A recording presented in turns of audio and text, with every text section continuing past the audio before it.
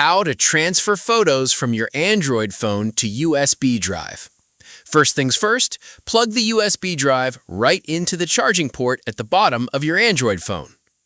Now, if your photos are backed up to the cloud in Google Photos, we need to save them onto your phone's actual storage first. So, open up Google Photos. To select your pictures, just tap and hold on the first one, and then tap a few more that you want to bring over. Once you've got them picked out, swipe across that bottom menu and hit the Download button. You'll see a quick alert saying the items are downloading to your device. Awesome! Once that's done, let's hop out of Google Photos. We need to open your phone's built-in File Manager app. Since I'm on a Samsung, I'm opening this folder to find the app called My Files.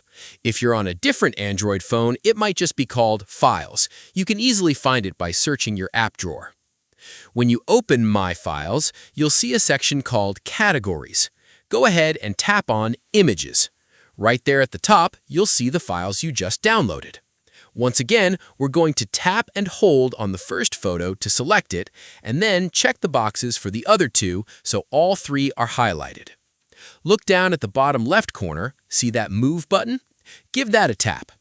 Right now, your phone knows it's holding those files on your internal storage, but we want to change the destination. Look up near the top tabs and tap on USB Storage 1 to switch over to your flash drive. Now you're looking inside your flash drive. If you want to get fancy, you can create a brand new folder here to keep things organized. Otherwise, just dump them right into the main folder by tapping Move here in the bottom right. Boom! You'll see a little Move Completed notification pop up. Tap on the back button at the top left, then tap on USB Storage 1. If we look at our list now, there are our 3 transferred images safe and sound on the USB drive. And that is literally all there is to it. Now you can just safely pull the drive out, plug it into your computer, or tuck it away for safekeeping.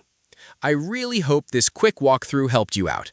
If it did, please slam that like button down below, and drop a comment if you ran into any issues or have any questions. I'll catch you guys in the next one. Bye!